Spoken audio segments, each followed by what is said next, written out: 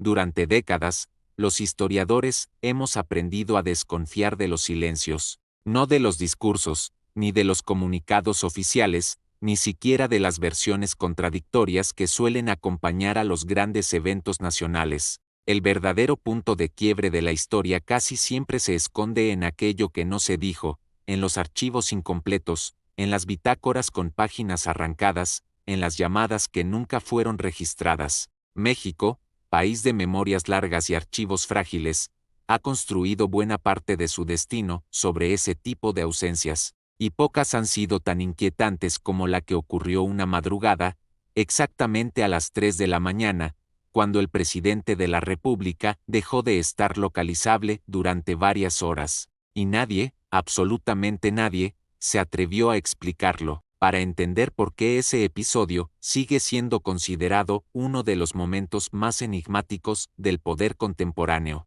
Es necesario situarnos en el contexto político y social de aquellos años. México atravesaba una etapa de transición delicada, estabilidad aparente en la superficie, tensiones acumuladas en el fondo. Las cifras macroeconómicas ofrecían calma, pero los informes internos hablaban de fracturas silenciosas. El presidente, a quien llamaré simplemente el presidente, como aparece en la mayoría de los documentos, había llegado al poder con la promesa de orden, continuidad institucional y control absoluto de los tiempos políticos. Era un hombre formado en la lógica del Estado, disciplinado, meticuloso, casi obsesivo con los protocolos. Nada ocurría sin registro, nada quedaba al azar. Junto a él operaba una figura clave de su círculo más cercano, el secretario de Gobernación, un político de carrera larga, conocido por su habilidad para leer escenarios complejos y anticipar crisis. En los archivos desclasificados aparece con frecuencia descrito como el intérprete del silencio presidencial. Cuando el presidente callaba, él hablaba. Cuando el presidente dudaba, él ejecutaba. Ambos eran considerados figuras históricas incluso antes de abandonar sus cargos, no por carisma, sino por la forma casi quirúrgica con la que ejercían el poder. Es precisamente por eso que el episodio de las 3 de la mañana resulta tan perturbador. Porque rompe con todo lo que se sabía de ellos, porque contradice la narrativa de control absoluto, porque introduce, en el corazón mismo del Estado, un vacío imposible de justificar. Los antecedentes de aquel suceso no aparecen en un solo documento, sino dispersos en informes de seguridad, minutas incompletas de gabinete, testimonios anónimos recogidos años después y rumores que, en su momento, circularon solo en los pasillos del poder. Semanas antes de la madrugada en cuestión, comenzaron a registrarse tensiones internas difíciles de clasificar. No se trataba de una crisis abierta, sino de una acumulación de decisiones polémicas tomadas en lapsos inusualmente cortos, relevos inesperados en mandos medios, viajes cancelados sin explicación, reuniones que no figuraban en la agenda oficial, un informe interno, clasificado, entonces como de circulación restringida, advertía sobre discrepancias estratégicas dentro del gabinete respecto a un asunto que nunca fue explicitado del todo. El documento hablaba de escenarios no convencionales y de riesgos políticos no atribuibles a actores externos. Una frase, subrayada a mano en una copia encontrada años después, decía: la amenaza no viene de fuera del sistema, sino de su propia arquitectura. Nadie firmó ese informe. Paralelamente,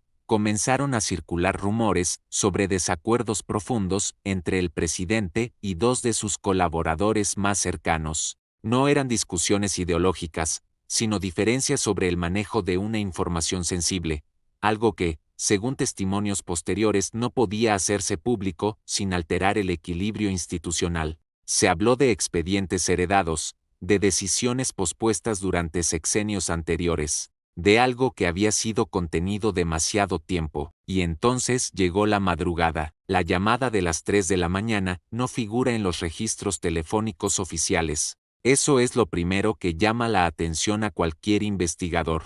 Sin embargo, su existencia está confirmada por al menos 4 testimonios independientes, recogidos años después, cuando algunos de los involucrados ya no ocupaban cargos públicos. Según esas versiones, el secretario de Gobernación recibió la llamada en su residencia oficial.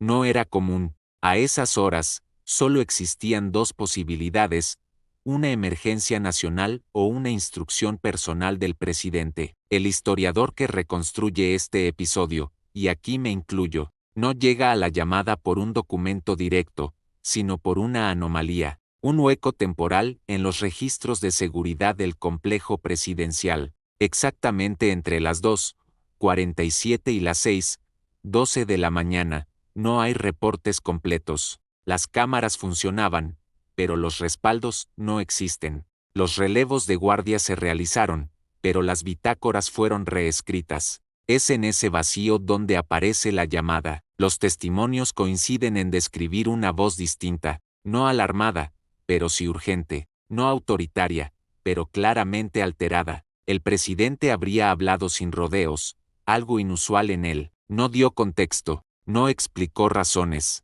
solo dijo una frase que se repite, con ligeras variaciones, en todos los relatos: que esto ya no puede esperar. Después, instrucciones precisas: reunirse, sin escoltas visibles, sin registro, sin preguntas. El ambiente de esa madrugada, según los documentos indirectos, era denso. Llovía ligeramente en la ciudad. El personal de seguridad recibió órdenes contradictorias. Algunos fueron enviados a descansar antes de tiempo, otros fueron reasignados sin justificación. Un testigo anónimo describió años después la sensación de estar participando en algo que no debía existir en ningún archivo. Lo más inquietante ocurrió después. A partir de las 13:18 de la mañana, el presidente dejó de ser localizable por los canales habituales. No respondió líneas internas. No hubo confirmación visual en el recinto donde se suponía que se encontraba. Oficialmente, estaba descansando. Extraoficialmente, nadie podía asegurarlo. Tras la llamada, el secretario de Gobernación activó una serie de movimientos que, vistos en retrospectiva, parecen diseñados para ganar tiempo. Canceló reuniones del día siguiente, ordenó posponer anuncios, convocó, de manera discreta, a 2 funcionarios de confianza. Se reunieron en una sala secundaria, no registrada como punto de encuentro habitual. No hay acta de esa reunión, pero sí constancia de que ocurrió. Los giros inesperados no tardaron. A las 6:40 de la mañana, el presidente reapareció en los registros. No dio explicaciones. No se emitió comunicado alguno. Horas después, encabezó un evento público con absoluta normalidad.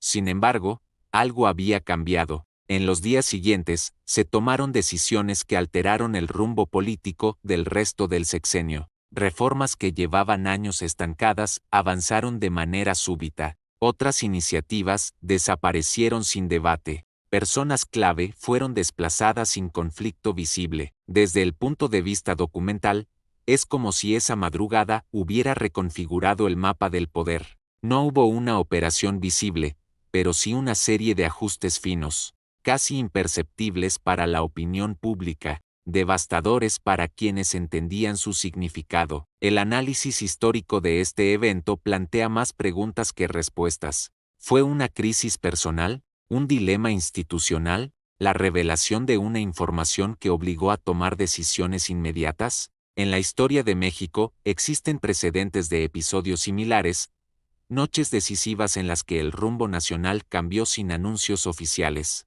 desde llamadas telefónicas en tiempos de crisis económica hasta reuniones de madrugada que redefinieron sucesiones políticas. A nivel mundial, basta recordar episodios como la crisis de los misiles o ciertas transiciones silenciosas en regímenes aparentemente estables. Lo que distingue este caso es la ausencia total de explicación. No hay memorias que lo aclaren. No hay confesiones tardías, solo silencios cuidadosamente administrados. Como historiador, no puedo afirmar que ocurrió exactamente esa noche, pero sí puedo afirmar que, después de ella, nada fue igual. La conclusión, inevitablemente, queda abierta. El día que el presidente desapareció durante unas horas sigue siendo un capítulo inconcluso del poder mexicano. Un recordatorio de que la historia no siempre se escribe con discursos ni con leyes, sino con decisiones tomadas en la penumbra, a las 3 de la mañana, cuando el país duerme, y el Estado, en silencio, se redefine.